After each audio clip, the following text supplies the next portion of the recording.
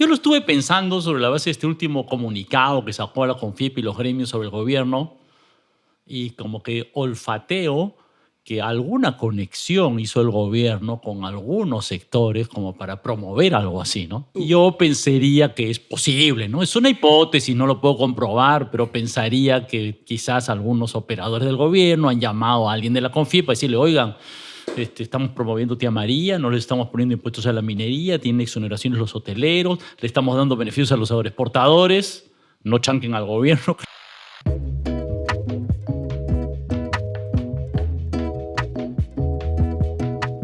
Hoy estamos con Pedro Franque. Pedro, ¿cómo estás? Encantado.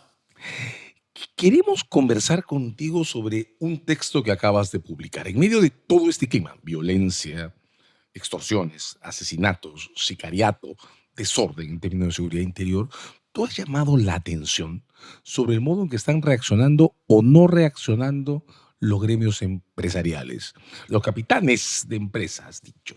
¿Cuál es tu impresión, tu mirada? Bueno, a mí me llama mucho la atención, me sorprende de que en una crisis de seguridad ciudadana tan grande, este sector que podría en el futuro ser muy afectado, pero que no lo está haciendo todavía, no haya reaccionado. A mí me parece que es esperable que un sector de mucha riqueza, de mucho dinero, debería estar asustado cuando te pueden extorsionar, secuestrar, matar, digamos, ¿no? Pero más bien lo que vemos en los últimos tiempos es que la CONFIEP, incluso el último paro, sacó un comunicado casi bajándole la llanta al paro, digamos, ¿no? Diciendo mejor no protesten, esto está politizado, ¿no? Y Casi poniéndose al lado del gobierno, ¿no? Cuando me parece que la sensación de inseguridad es muy grande, ¿no? de hecho, tu artículo sale casi a la vez, creo que un poquito después o antes que el comunicado de la CONFIEP, casi invitándonos a no movilizarnos en el paro nacional. Pero hay una ambigüedad ahí que quiero repasar contigo. Pocos días antes, para el paro de transportes, CONFIEP sacó un comunicado pidiendo la derogación de la ley de criminalidad organizada, que era la consigna de la movilización de transportes. Luego pasa esto segundo que dices, un segundo comunicado retrocediendo. ¿Cómo explicas ese Bueno, cambio? yo creo que hay distintos sectores empresariales, en realidad, porque para complejizar la imagen, Capeco, la Cámara Peruana de la Construcción, tiene una respuesta distinta, ¿no? Recién ha salido con los trabajadores de construcción civil, es probablemente el sector más afectado por la inseguridad ciudadana desde mucho antes, ¿no? Porque las mafias y las amenazas en el sector construcción tienen, no sé, 20 años en el Perú, ¿no? Y por otro lado, yo creo que hay estos dos temas, ¿no? Yo he escrito en mi artículo, hay un tema, el tema de inseguridad ciudadana, que seguramente les preocupa. Creo que les debería preocupar más de lo que les preocupa, pero les preocupa. Y por otro lado, creo que es un sector, digamos, el sector minero, de la agroexportación, de las finanzas, que está recibiendo una serie de beneficios tributarios y una política económica muy conveniente de este gobierno, ¿no? Y en ese sentido, no quieren confrontarse con el gobierno. Yo lo estuve pensando sobre la base de este último comunicado que sacó la CONFIEP y los gremios sobre el gobierno y como que olfateo que alguna conexión hizo el gobierno con algunos sectores como para promover algo así, ¿no? No sé si eso fue tan autónomo como aparece, O más bien digamos, ¿no? gestionado, dirías tú. Yo pensaría que es posible, ¿no? Es una hipótesis, no lo puedo comprobar, pero pensaría que quizás algunos operadores del gobierno han llamado a alguien de la CONFIEP para decirle, oigan, estamos promoviendo Tía María, no le estamos poniendo impuestos a la minería, tienen exoneraciones los hoteleros, le estamos dando beneficios a los agroexportadores, no chanquen al gobierno que les está dando todos estos beneficios, ¿no? Miren quiénes están al frente. ¿Eh? Y sin embargo, casi al día siguiente del comunicado, Capeco va a marchar con la federación.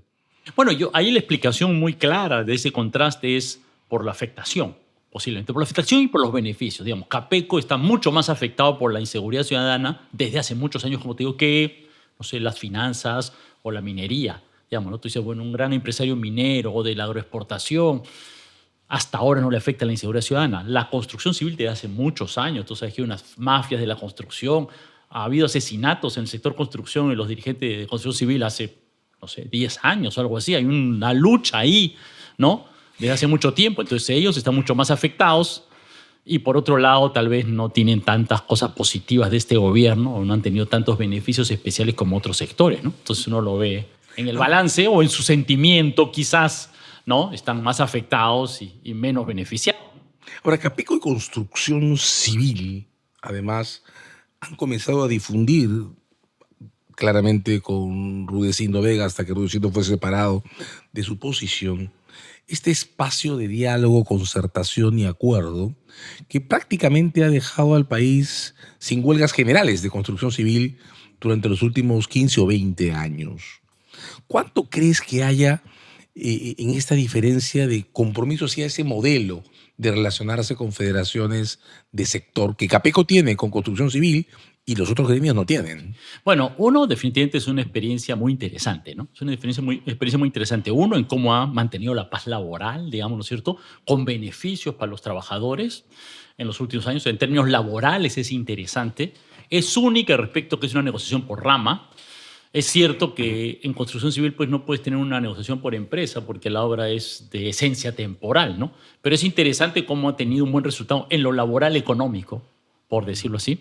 Y de ahí ellos han evolucionado un poco, ¿no? Porque ya hace tiempo Capeco y Construcción Civil han tenido pronunciamientos y acciones conjuntas respecto al tema de seguridad ciudadana por estas mafias que hay en construcción civil, en los cuales la Federación de Construcción Civil y Capeco manchan de la mano, y de ahí han avanzado, digamos, ¿no?, a buscar una concertación mayor, ¿no? Una cierta preocupación por el país, ¿no? Han promovido estos espacios, ¿no? No ha cuajado todavía, pero es interesante como diálogo, ¿no? Ahora, el tema de negociación por rama, que está vigente en construcción civil, ha sido muy resistido por los otros sectores y no hay ningún otro sector hoy que tenga negociación por rama, ¿no? En el pasado había, ¿no?, los bancarios, los mineros, con sus dificultades y sus diferencias. Hoy no tenemos nadie que tenga negociación por rama, ¿no? Y eso debilita un poco, ¿no?, dispersa la conexión entre empresarios y trabajadores, ¿no?, las posibilidades de concertación, ¿no? La concertación por rama tiene una cierta potencia, ¿no? ¿Y tú encontrarías que ese tejido, el que han armado por todos estos años la Federación de Construcción Civil y Capeco, pueda tener alguna incidencia sobre el modo en que han resistido este patrón que, como bien anotas, en el sector de construcción, de extorsiones y demás, tiene larga data y tiene un perfil incluso anterior a esta explosión? Sí, claro, definitivamente, ¿no? Ha sido como un primer espacio donde había mucho de estas mafias, extorsiones, con bastante violencia, ¿ah? O sea, asesinatos de dirigentes y eso no se han visto años, ¿no? Pero ha sido interesante porque, claro, el tema de la seguridad ciudadana requiere esta concertación posiblemente en una buena respuesta entre empresarios, si se quiere, trabajadores y Estado, ¿no? Y claro, en el momento en que la Federación de los Trabajadores y los empresarios van juntos al gobierno a decirle, oigan, tenemos este problema, ¿no? Protéjannos. En una región, digamos, en el Callao, ¿no?, un sitio crítico, digamos, ¿cierto? Estamos acá, ¿no? Ayúdennos, ¿no? Entonces yo creo que eso promueve, ¿no?, una cierta respuesta del Estado, incluso promueve una cierta inteligencia, pues, ¿no?, una cierta colaboración, ¿no?, que facilita, ¿no? Porque también el tema de la inseguridad ciudadana en verdad tiene una gran responsabilidad del Estado, la policía, el sistema judicial, pero también es verdad que posiblemente requiere cierta participación ciudadana, ¿no? Que la gente sea un poco más activa respecto a la vigilancia, a la denuncia, a la acción, cosa que es difícil y que la desconfianza en el Estado lo dificulta, pero que posiblemente sea muy necesario, ¿no? ¿Cómo vamos a salir de esta situación? De hecho, mi pregunta iba sobre el tejido que genera esa suerte de espacio de acuerdos, porque te escuchaba y era imposible dejar de pensar en Patás. Claro, la violencia en la minería es casi un fenómeno nuevo. Patás tiene 6, 8 meses desde que ha estallado como problema y tal vez la matriz sea distinta, no es esta especie de link entre invasiones y construcción que tal vez esté en la esencia de la violencia en el sector construcción, pero sí tiene que ver con esta especie de sobreposición que se está generando entre la minería ilegal y la formal, esta especie de violación de las fronteras, ¿no? Claro, digamos que ahí en Patás yo entiendo que desde hace tiempo hay una especie de, no sé si había una especie de convivencia, de arreglo, ¿no? Medio informal, medio ilegal, ¿no? Entre la minería informal ilegal y la minería formal. Entiendo incluso que la minería formal había hasta cedido algunos espacios a la población, ¿no? Como que a la comunidad para llevarse bien, y eso claramente ha ido, no sé cómo llamarlo, degenerando, ¿no? En un asunto de bandas, de mucho más violencia. Hay una razón económica, digamos, no sé, de base para eso, ¿no? Que es que el precio del oro se ha disparado, ¿no? Entonces, no sé, el atractivo, pues la miel, digamos, ¿no es cierto? El atractivo, pues, es importante. Pero hay pues un avance de grupos informales a una delincuencia, ¿no? Y de pequeños grupos, de gente que era medio artesanal, que no tenía tanto conflicto, una cosa mucho más violenta. Ahora, en la minería pues, informal de oro, esta violencia pues, ya tenía otros casos, ¿no? No sé si recuerdas, en Carabalí hubo hace unos tiempos, no sé, estoy seguro cuánto tiempo, tal vez un año o algo así, o menos, dos grupos que se agarraron a balazos, digamos, ¿no es cierto? ¿No? Hay una disputa porque no hay seguridad ciudadana, no hay Estado, la riqueza es mucha, lamentablemente. Y las fronteras se están borrando. Las fronteras son borrosas. Bueno, en Carabalí, un sitio donde eras solo informal, ¿no? No había minería formal realmente. Entonces son pequeños grupos, pero claro, no están organizados, no hay respaldo del Estado y bueno, a veces pues... Pero sigue siendo un problema de fronteras y crecimiento, ¿no? Bordes que se ven sinuosos. ¿No crees que es algo extraño que en los sectores gremiales haya imágenes tan distintas o reacciones tan distintas sobre un modelo de generación del tejido social en área crítica como construcción que no se está traspasando? ¿No tendría más sentido más bien que Capeco, en base a esta experiencia que tiene en la alianza con la Federación de Trabajadores, presente un modelo que comience a ser hegemónico en otros sectores? Bueno, a mí me parece que, como te digo, lo de Capeco y la Federación de Trabajadores de Construcción es bien interesante, es único, y sí me parece que más bien en otros sectores, los sectores empresariales me parece que son muy, no sé cómo decir, ariscos frente a los trabajadores, ¿no? Me hace recordar, ahorita me viene a la mente Fernando Sillonis, dirigente agroexportador, ¿no? Diciendo no debe haber salario mínimo ¿no? No debe haber salario mínimo, ¿no? Y no en la agroexportación es como, bueno, el salario mínimo es como, no sé, en todas partes del mundo lo hay, digamos. Esto casi no hay país del mundo donde no hay salario mínimo, como digamos, ¿no? Como la de las 8 horas, ¿no? Como las 8 horas, digamos, ¿no? Claro, uno podría decir desde un punto de vista como comillas liberales, como, no, esta es una libertad de contratación y bueno... 12, no sé, pues. Si un niño de 12 años quiere trabajar 15 horas diarias, bueno, que sea, pues es su voluntad, ¿no? Pero eso pues, es un absurdo desde el punto de vista de la ciudadanía de hace pues, 150 años, digamos, ¿no? Entonces me parece que ya es un tema en el cual algunos sectores empresariales tienen una posición bastante violenta en el fondo, ¿no? No de violencia física, pero podríamos llamar... Gustavo Gutiérrez creo lo llamaría violencia estructural, digamos, ¿no? ¿No? En el sentido de cómo estás tratando a tus trabajadores, ¿no? Ahora, ¿Qué espacio de derechos les das, no? ¿Tú has encontrado de alguna manera una expresión de esa diferente aproximación que casi te escucho y me suena a una diferente manera de alinearse en el tiempo político, ¿no?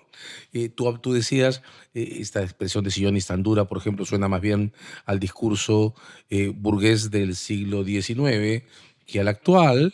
Pero claro, en este caso, en 2 semanas hay un cambio de tiempos, un pronunciamiento por algo tan duro y tan importante como la reivindicación por la incidencia en procesos legislativos, derogación de la ley de criminalidad organizada, y en el segundo no se movilicen. No hagan política. No hagan política. Pero no entiendo, su pronunciamiento anterior pedía la derogatoria de una ley.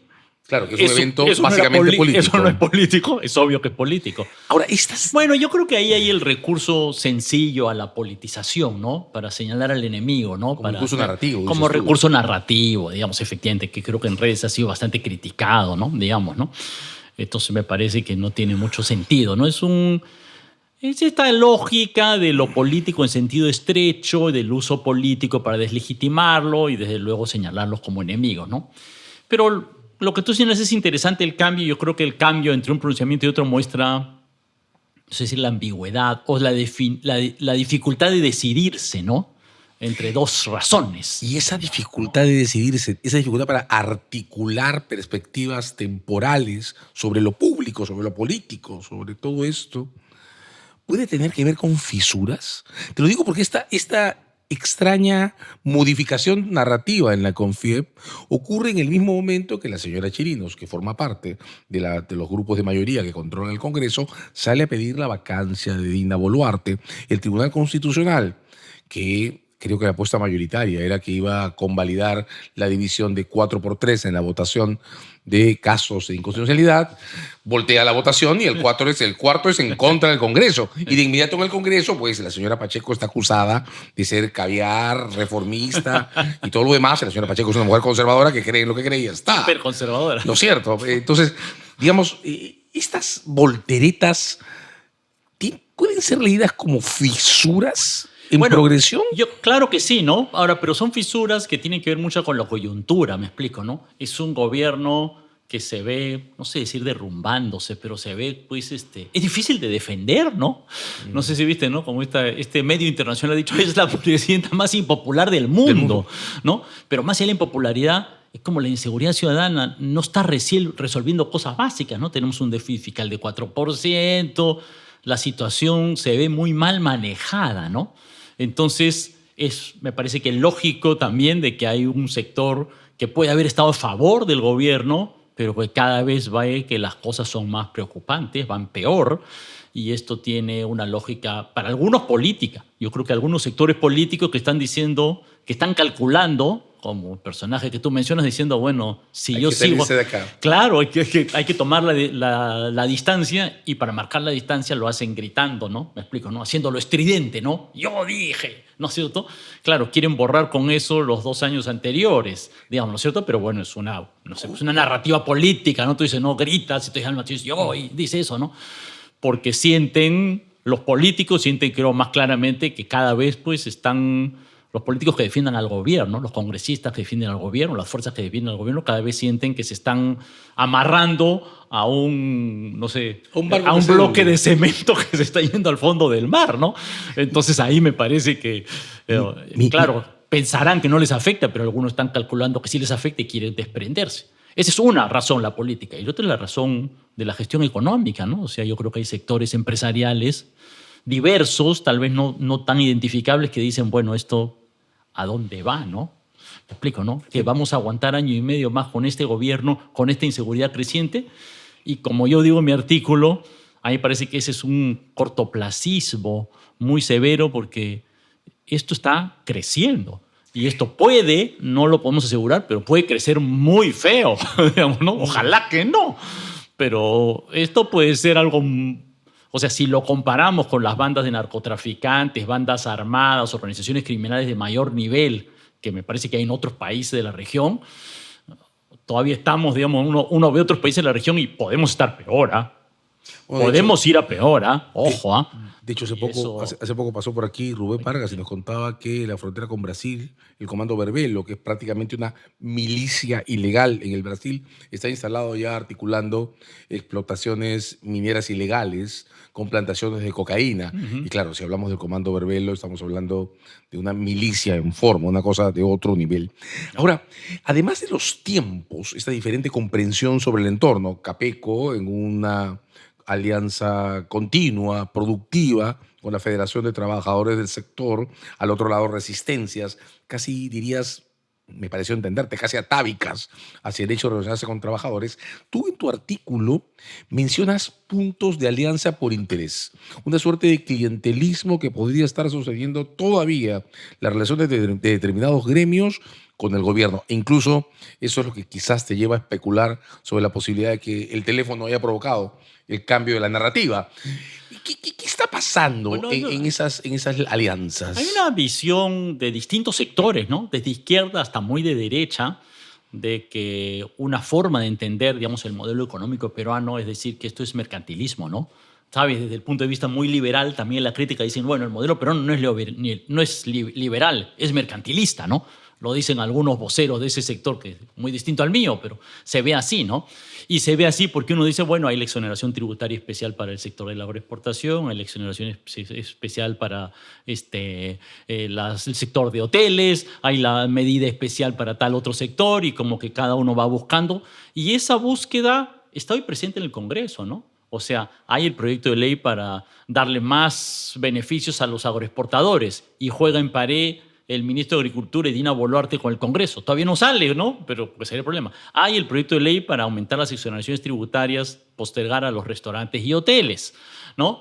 Entonces, y así uno puede añadir, puedo seguir la lista, ¿no? Entonces yo me imagino, bueno, quizás alguno de estos sectores empresariales, ¿me explico? No sé, grandes hoteles, que algunos de ellos pertenecen a grandes grupos económicos, dicen, bueno, me opongo al gobierno y entonces luego me va a ser más difícil conseguir este beneficio en una visión estrecha. O en una visión más amplia es como, no, bueno, aquí Dina Boluarte nos defendió de los ponchos rojos y tenemos que apoyarla, ¿no? Porque es nuestro Pero hay gobierno, ¿no? componente, tú lees un componente de canje en la definición de la actitud del gobierno hacia determinados o posibles sectores Bueno, empresariales. digamos, puede ser de canje, puede ser de expectativa, pero puede ser más directamente de interés. Digamos, ¿no? Es una vieja hipótesis entre los economistas, ¿no? Los actores, ¿por qué se mueven? Por la plata, mano. No sé si me explico. Follow No the sé si money. los economistas, pero supongo que también de los politólogos. ¿Por qué se mueve la gente? Bueno, ¿y por qué se mueven los gremios empresariales? Bueno, por la plata, ¿no es cierto? ¿La plata en qué se expresa? En relación al gobierno, en que el gobierno te dé una exoneración tributaria o algún tipo de política que a ti te interesa, digamos, ¿no? Para decirlo más generalmente, ¿no? Pero Y en función a eso miden pues su relación con el gobierno, ¿no? Si te pones de opositor frontal, tú sabes que esa puerta pues se te cierra un poco, ¿no? Ahora has insistido en que priorizar el acuerdo inmediato por el beneficio, la exoneración o lo que sea, respecto a temas de políticas públicas como la seguridad, es una cuestión que expresa una visión de muy corto plazo. Al costado has insistido en que esto que está explotando, extorsiones, sicariato, a este nivel que arrastramos, pero que está explotando de esta manera particular, no tiene por qué quedarse en ese tamaño, que puede crecer. ¿Y por qué? ¿Por qué crecerían las economías Bueno, ilegales? a mí me asusta eso, ¿no? ¿Por qué podría crecer? No es algo seguro. Me parece que, uno, veo otros países de América Latina, ¿no es cierto? México, bandas de narcotraficantes pesadas, Brasil, bueno, lo que terminó El Salvador, digamos, ¿no? Otras experiencias, ¿no? Incluso aquí, ¿no? Cuando viene el tren de Aragua, que si tú te das cuenta que son pues bandas más pesadas, digamos, ¿no es cierto? ¿No? Transnacionales, ¿no? Entonces, uno, ves que en otros lados ha logrado crecer más. Y no comenzó así, ¿no? No sé si me explico, ¿no? Son grupos que van creciendo, ¿no? Y me parece que incluso la experiencia de las mafias, ¿no? Cuando tú lees las historias de Nueva York hace tiempo, las mafias sicilianas, o qué sé yo, ¿no? Los grupos criminales tienden a ampliarse matándose, no sé si me explico, ¿no? Usualmente no tan pacíficamente, ¿no? No es como una empresa que compra la otra, ¿no? No es una fusión empresarial, ¿no? Pero tienden a, ¿no? A marcar sus territorios y a agarrarse a balazos. Y eso es lo que representa, por ejemplo, la lucha en Patás, por ejemplo. ¿Qué es lo que está pasando? Yo no sé exactamente porque no conozco, pero claro, hay una disputa violenta a balazos por el territorio entre varios grupos. Y bueno, ahí al final es probable que el que crece más se va imponiendo, ¿no? ¿Te das cuenta, no? Claro, yo tengo 10 patas armadas, pero si tengo 50, 80, 100, el que tiene 100 le gana al que tiene 10, ¿no? El que tiene más poder de fuego le gana al otro. Entonces, me preocupa de que esto va a una lógica de consolidación a un nivel mayor que lo puede hacer mucho más peligroso. Mucho más peligroso. En la economía criminal el capital es violencia. Claro. De modo que la acumulación es acumulación de violencia. Una última pregunta por el último tema que tiene tu artículo me parece fundamental. Haces un cruce entre violencia, sicariato, extorsión e igualdad. Y llamas la atención sobre la forma en que este estallido está concentrado en los sectores urbanos marginales, donde el empresariado es emprendedor y tendencialmente emprendedor informal, no en los sectores donde hay más riquezas. ¿A qué atribuyes esta especie de selección del débil, del pobre, como objeto de la violencia? Claro. Primero, llamo la atención porque no los he puesto a pensar mucho, pero como que algunas teorías económicas básicas pensar en a quién le roba el choro, el extorsión, el que tiene más plata, ¿no? Porque a mí me llama la atención en algunos casos como que, hasta ahora no lo creo, ¿no? Extorsionan a la señora Comodoro Popular. No entiendo. ¿Cuánto le pueden sacar? ¿Me explico? ¿Cuánto le exprimes al pobre? Bueno, algo, ¿no? Pero muestra que hay una realidad que es distinta, ¿no? Y claro, esto, ¿y por qué, no? ¿Por qué en San Juan de Lurigancho? ¿Por qué en las zonas urbanas marginales de Lima? Porque hay menos presencia policial. Digamos, la primera experiencia, y los datos están ahí, ¿no? Es como cuántos policías por habitante hay, no sé, en las zonas pues San Isidro, Jesús María, etcétera. 5 veces más, 8 veces más, 10 veces más que en las zonas urbanos marginales. La otra gran razón, en realidad, que no se discutió suficiente es la pobreza, ¿no? Si tú lo piensas un poquito, la gran diferencia entre hoy y hace 2 años es Lima. ¿Me explico? No es el Cusco, que no tiene todavía tanta violencia, ni es Trujillo, que ya la tenía antes, ¿no es cierto? El cambio en los últimos años es Lima. Y Lima es una ciudad que las cifras muestran que el empobrecimiento es donde el empobrecimiento ha sido mayor. Hemos pasado de 14% de pobres a 28% de pobres. O sea, el empobrecimiento de esos 5 años ha sido fuertazo. Y bueno, ahí pues tú te das cuenta que los jóvenes, con expectativas truncadas, qué sé yo, bueno, hay un sector que lamentablemente pues se puede ver más atraído por una banda criminal, ¿no? El tema es complejo, ¿no? No es tan sencillo, pero es un factor, ¿no? A mí me llama la atención que es en Lima donde más crece, donde hay más crecimiento de la pobreza, ¿no? Yo que soy analista, ¿cómo se llama? Científico social, asocio, ¿no?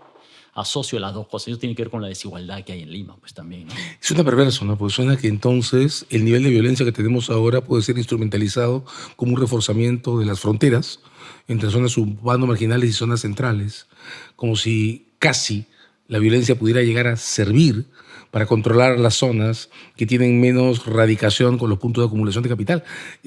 Pero lo que pasa es que, digamos, claro, a veces me pregunto, bueno, ¿por qué, como te digo, como escriben los barrios mesocráticos de Lima, ¿no es cierto? Lo que a veces llamamos Lima Centro, los barrios de mejor nivel de Lima, no tienen tanta violencia, ¿no?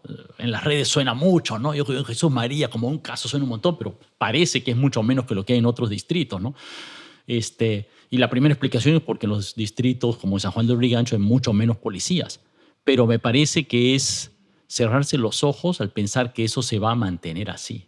Porque una banda criminal que opera en San Juan del Lurigancho, ¿por qué no operaría en Jesús María? Digamos, ¿cierto? En el momento que aumente su poder de fuego y tenga un poco más de inteligencia y tenga más organización, va a expandirse, digamos, ¿no? Como las redes de drogas, ¿no? Digamos, entonces a mí me preocupa. De hecho no puede ser gratuito que hayan asesinado a un colectivero en plena avenida Javier Prado, ¿no? En el centro mesocrático más poblado de Lima. A prestar atención, estamos en un fenómeno que se está moviendo y que está causando además algo tan duro como la desigualdad, en un escenario en el que incluso las posiciones corporativas se están fisurando. Muchas gracias, Pedro, por estar aquí. Muchas gracias, César. Encantado de estar contigo. Bonita conversación.